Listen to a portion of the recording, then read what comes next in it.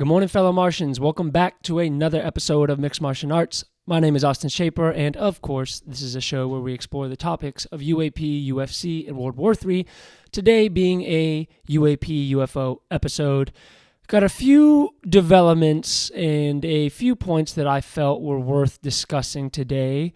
Thank you guys so much for tuning in. It is early in the morning on Tuesday, I think September 26, I don't know, 26, 27, I don't know. I never really look at the calendar. So it's one of those days if you're listening to this. And a couple things that we should discuss. The first being, so this comes from Tiny Claus on UFO Twitter, who is one of the voices, one of the bigger voices on UFO Twitter, who seems to post very reliable information for the most part.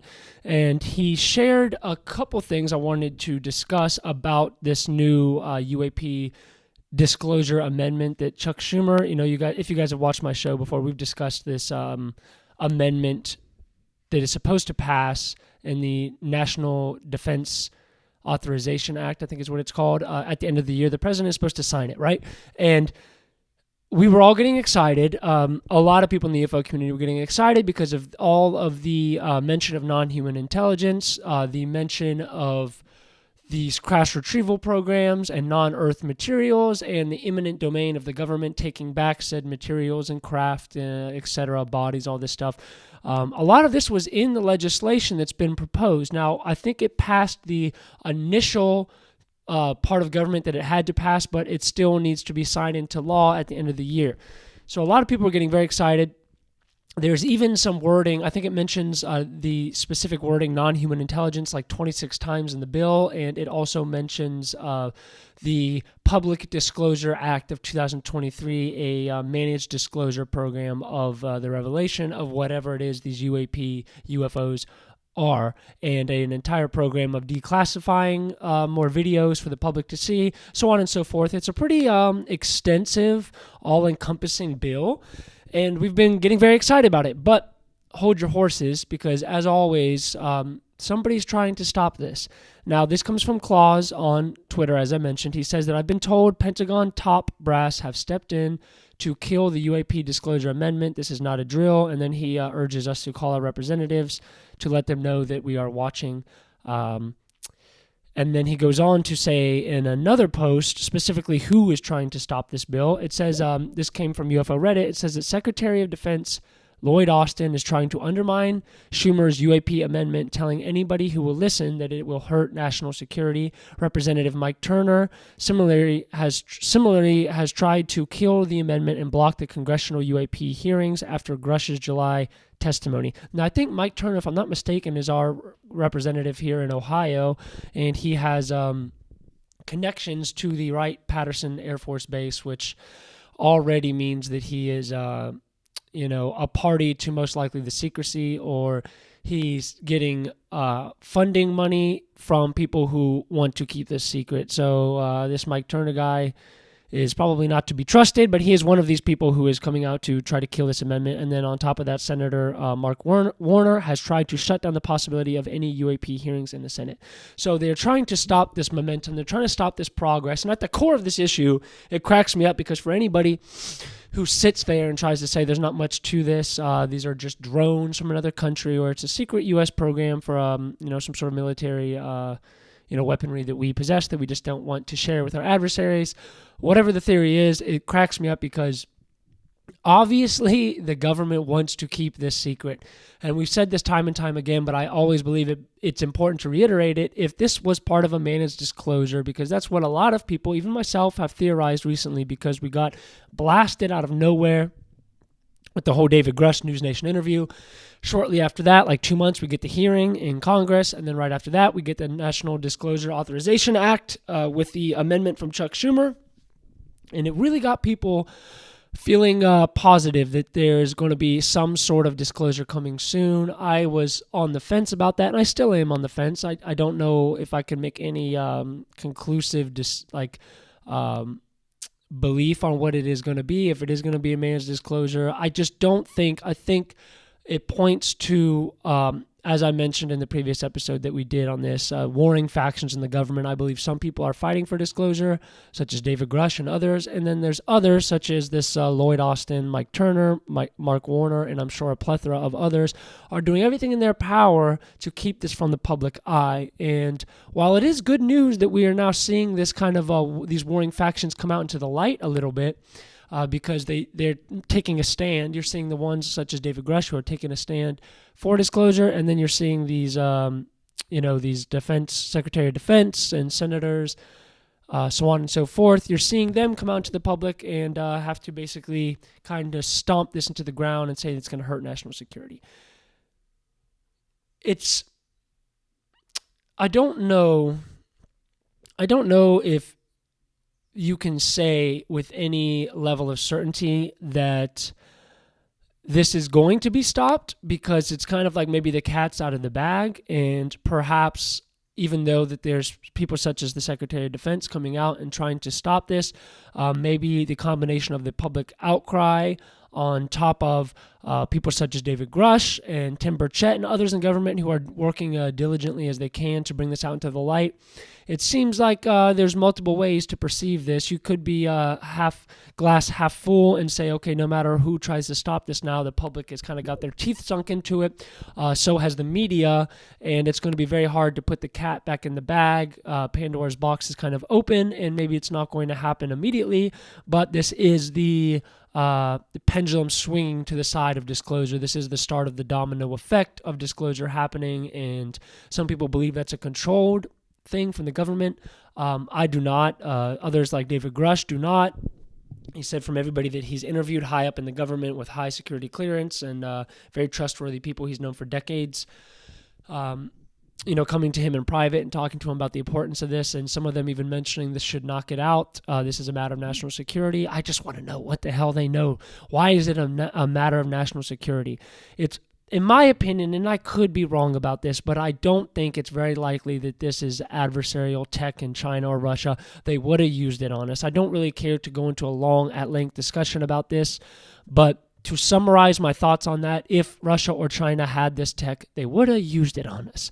I mean, we are costing Russia a lot of lives and a lot of money right now in the Ukraine war by funding the Ukrainians. If they had this crazy technology that could zoom around at hypersonic speeds, hide from radar, all these other things it could do. We haven't even seen the weaponry side of this technology. God only knows if it can fly the way it's flying and not kill whatever the pilots are, if they are biological pilots inside of them. Let's just say they were humans and this is a military tech, not aliens or AI or anything like that. They would have used them on us. That is why my belief that it's very improbable that that's what this tech is. But suffice it to say that I don't believe this is controlled disclosure, but I do think we're seeing more and more evidence that there's warring factions, one side not disclosure, one side pro-disclosure, and the ones who are hiding it, such as Lloyd Austin, Mike Turner, Mark Warner, they clearly know something that we don't know. They clearly know something, because it's very odd to hear this. Anytime they get on the podium and talk about this, they're always very uncomfortable, and they're always mentioning this is a matter of flight safety, and it's been getting in the way of the training of our pilots, and while those points are probably true, that is the least important aspect of this. If there's the fact that there's a technology, that there's whatever you want to call them, drones, ships, craft, objects, whatever you want to call them, the fact that they're flying around, nobody can stop them, nobody can track them, nobody knows what they are, and there's just no way to control them, that alone is a much... It opens up the possibility of much bigger realities than just flight safety and getting in the way of the training exercises of the military. I mean, yeah, it is related to national security, and I hate to admit that, but it is, because it clearly puts our government at an inferior position and an inferior perspective from the public's light. It's kind of hard for us to believe that if the government doesn't know what these are, or if they feel like They can't control them. They can't stop them. I mean, if the things wanted to hover over the White House lawn right now, nothing could really stop them. So that doesn't really paint a good light in the public's trust. And the public's trust in the government right now is already so small as it is. And it's wearing thinner and thinner by the day. And that's Democratic, Republican, Independent, people who don't care. Nobody really trusts the government right now. A very, very large majority of people do not trust the government for good, very good reason. And to hear them cite the national security thing time and time again, it just does lead you to believe that the warring factions are currently in a dispute. We don't know who's going to win that dispute. The ones who have won for the previous 100 years or so have been the faction that wants to continue to keep it secret. And the one who are seeming to make some progress now, I mean, you're seeing not only in the public eye, but you're seeing Congressman Tim Burchett, this, what's her name, Anna Lua, whatever her name is, Matt Gaetz. There's a lot of people in the government who are vying for this, who do want this out, who were at the congressional hearing. You combine that with David Grush and then combine that with the near 40 witnesses that he represents that we haven't even heard a single word for. I mean, this is definitely moving. So if I was going to be half glass full, I would say that this is obviously reaching a point where it's, whether we get the disclosure or not, it is at least reaching the public's eye in a way that it never has. And it's grasping the attention of congressmen, senators, and the media in a way that it has really never have before. So it's an exciting time to be alive, but it is very disappointing to see that these people in the government are continually trying to block this, and it only shows their hand more. It only shows their hand when in public they say, oh, this is just a matter of flight safety, but we don't have any evidence that this is extraterrestrials. Like NASA came out the other day, so we have no evidence. These are extraterrestrials. We would be transparent with the public. And then, okay, be transparent. Let's see this bill pass and disclose to the public more about what this is. Show us more videos. Show us what it is. Even if you don't know what the ultimate truth of it is, the public has a right to know what you know. All of a sudden, they shell up and they say, they cite national security and say we can't do that, but they won't tell us why they can't do that. All around, very, very sketchy. But moving on to something that Ross Coulthart said, the investigator, journalist, the one who interviewed on News Nation, David Grush, when he came out with his interview prior to the hearings in Congress. He has a podcast called Need to Know. I don't believe this interview was on Need to Know, though. This was on him going on another show, and he says that this comes from Claus, and it says, Ross Coulthart says the bodies recovered from UFO crashes may be non-biological AI drones, and that the world will likely be living with the reality of a non-human intelligence on Earth within the next 12 to 18 months. Wow. That is a very big statement coming from him. And one thing I've noticed about Ross throughout the time of myself following him is that he doesn't really say things that don't come to light. He's very careful with his words for the most part. And he really does his homework, and he is very well spoken, and he has a very good, credible history. And he's been spot on about a lot of stuff that he has mentioned in the past. So for him to say, let's just attack the first point. Let's dissect that first point. That the bodies recovered from UFO crashes may be non-biological AI drones. That is a theory that many other UFO investigators have come to the conclusion of, that this is, they're not necessarily a biological organism, at least whatever beings are being found in these crashes. They don't necessarily have to be biological organisms.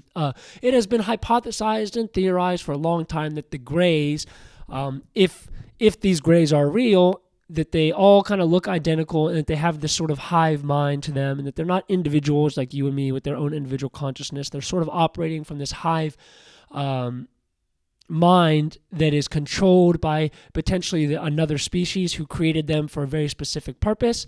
And that leads you to believe, I want to do a deep dive on this.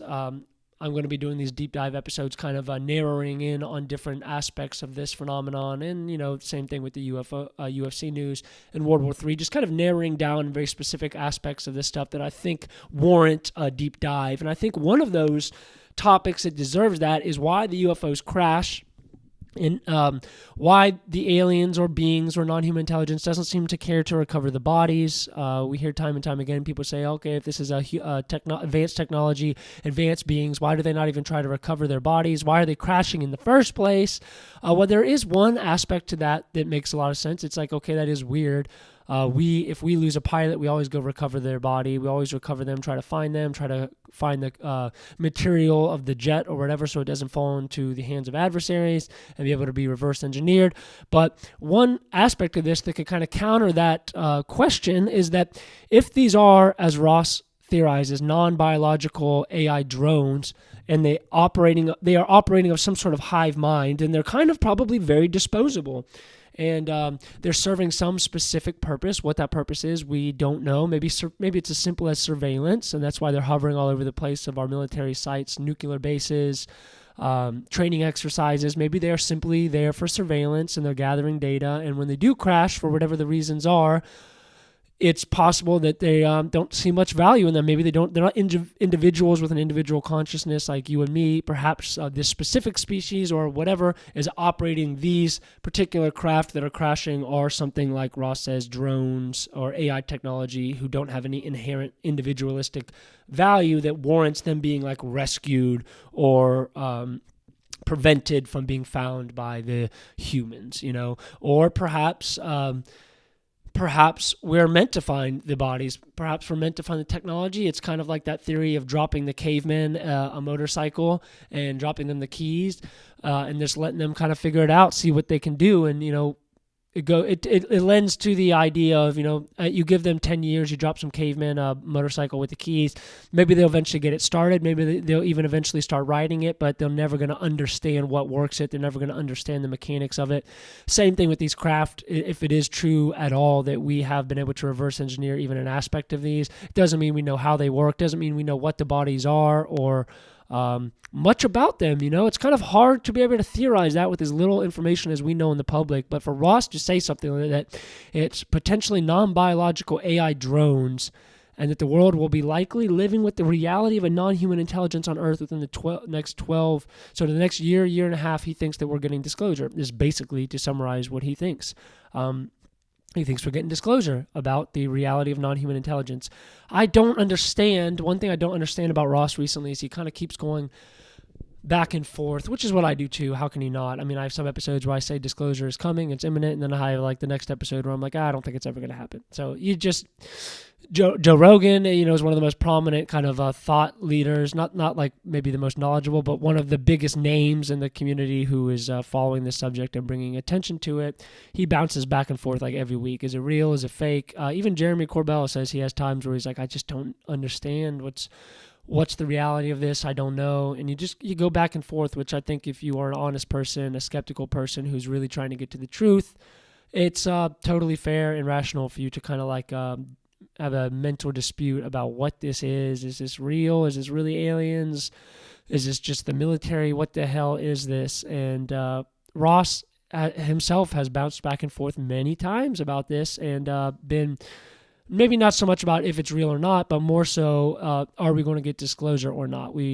Prior to the hearings, he was pretty optimistic, and then kind of after the hearings, when there wasn't like a giant follow-up afterwards, like what comes next now that we heard this from Congress, what comes next? And he said that he felt kind of negative about it and that he can totally see this being kept under wraps, and that even if Congress becomes privy to this information and they do get David Grush into a skiff, and they do get to hear from the whistleblowers who have testified and all this stuff, it doesn't mean that the public's going to get it. Even if Congress gets it or the Senate gets this information that's been kept secret, it doesn't mean that they're going to turn around and tell the public, and he's been very negative about that. Not negative, but I'm saying like pessimistic, which I am as well, because these guys have kept this under wraps for a long freaking time. So even though this is getting dragged down to the light in a way that it hasn't before, that doesn't necessarily mean that the public's getting a revelation. Now, he, all of a sudden, is pretty optimistic. So for him to say that, I give a lot of credence to what Ross says. I always do. I think he's extremely credible, extremely thoughtful, and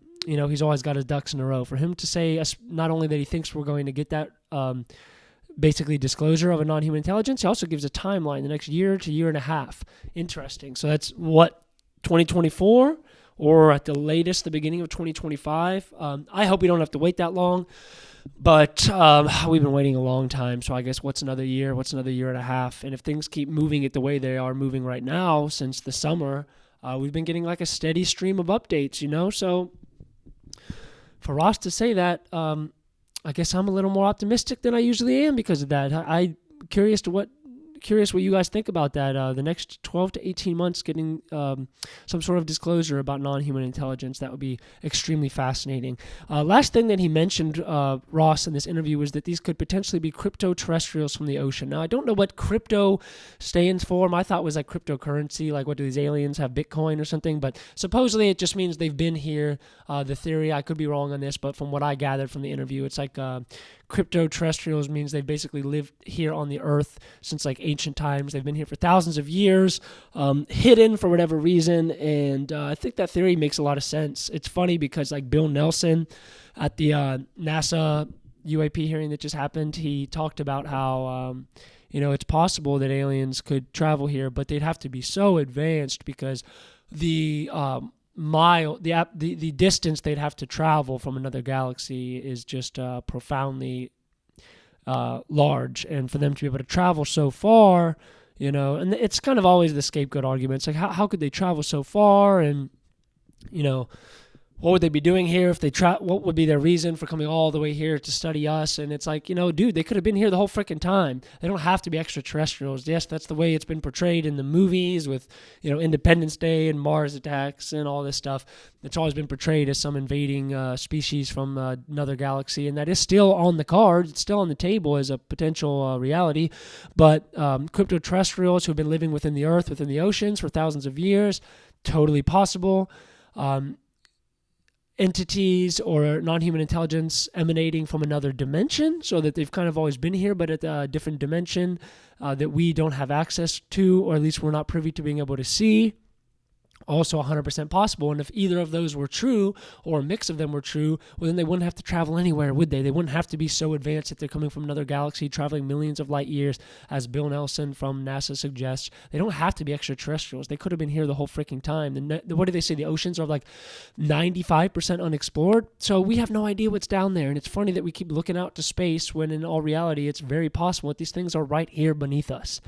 It's kind of crazy to think about what could it be, like underground bases, underground cities. Do these guys have an entire advanced civilization below us, or is it all around us in another dimension? I don't know. The crypto-terrestrial theory is an interesting one. And I think if we're talking about like probability, I think that it's more likely that those things have been here, more likely that they've been here the entire time, compared to the fact that they're just coming from Venus or coming from Mars and flying their ship there like it's portrayed in the movies. 100% possible, but I do give a little more credibility to the possibility of it being crypto-terrestrial, or they've lived within the Earth's crust or the oceans. Whatever it may be, man, they could have been here the entire freaking time. I mean, you guys have seen the ancient carvings and, just the amount of, I don't know if you want to call it testimony, because it's from people who thousands of years ago. How much can we give credence to it? But we have heard for a long time that these sightings have happened thousands of years ago, hundreds of years ago. We've seen the cave drawings of the ships where they didn't even have cars, they didn't have anything to even perceive what that could be, yet they're drawing it on their little cave wall. So we just don't know. And I guess we'll end this episode on a slightly optimistic take. Ross, thanks for getting it. In the next 12 to 18 months. I hope that's true, man. This could be an earth-shattering revelation.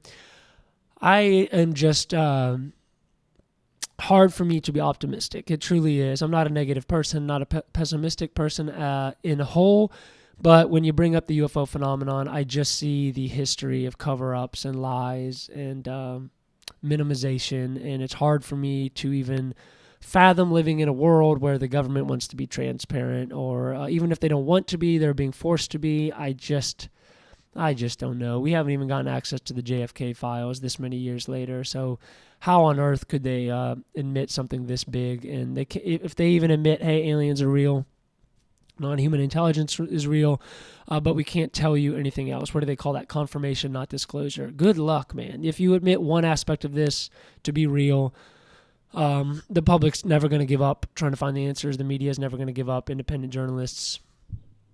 And it opens Pandora's box in a way that I don't think the government can't handle. It could open up to their position. Yes, this does matter to national security, and I hate that is a reason they cite. I don't think it's fair. But I do think this could, depending on what the revelation is, what these beings are doing here, what's their purpose? What's their capability? What's their power? Could they harm us? So many questions could lead to answers that could definitely harm national security. So I guess it's just a matter of waiting and seeing. But we'll end this saying that, it's possible, guys. Disclosure in the next 12 to 18 months, according to Ross Coulthart. Give me your thoughts on that. I appreciate you guys so much for tuning in. I'm still in the process of setting up my studio, so expect to see that maybe by Thursday. If not by Thursday, by like the weekend or something, I should be able to get all the lighting and stuff set up. It's taken me a little while, but I'm excited about it. I got like the neon Mixed Martial Arts sign, stuff like that. But if you guys appreciate this type of content, UFO talk, UFC talk, World War III geopolitical talk, do me a favor and just click subscribe on the YouTube channel. I would greatly appreciate it. My goal is to reach 1,000 subscribers so I can go live on here. If you guys want to be a part of the conversation daily with myself and others, we have a chat group on Discord called Mixed Martial Arts. You can find it in the link in the description to this video below. And I think we only have like 16 to 17 members from all over the place, though, who we have 3 little subgroups. So if you like talking about UFOs, but you don't care about UFC, and you do want to talk about geopolitics, whatever it is, we got 3 little subgroups under Mixed Martial Arts where people just kind of share their experiences, share their interests, share breaking headlines, and kind of ask each other questions. And it's fun to just kind of grow a connection with people who share the same fascinations in these subjects, whether it be 1, 2, or all 3 of them. It's fun to talk about. So if you guys want to talk with me on a daily basis, join that. And then lastly, if you're listening to the audio only on podcast apps, such as Spotify, Apple Podcasts, etc., just click follow. I would appreciate that. It helps show the podcast to other people who have never seen it. It pops up in the recommended, and that helps me grow a lot. So I appreciate you guys for tuning in. I really love doing this, and I've got plans to dive into my very first deep dive episode. We're going to kind of narrow down on a specific aspect of the phenomenon, and I'm going to be doing some research for that today. So stay tuned for that. Love you guys. Thank you for being here. I know there's a million great YouTube channels, a million great podcasts, and I want you all to know we are primarily a podcast. I do post everything on YouTube just because it helps it grow, but we are a podcast. That is what I want to be known as, and I know there's a lot of other great podcasts, so for you guys to be checking me out means a lot. Thank you for tuning in. We'll be back in the next day or two with another episode. Take it easy, Martians. Have a good one.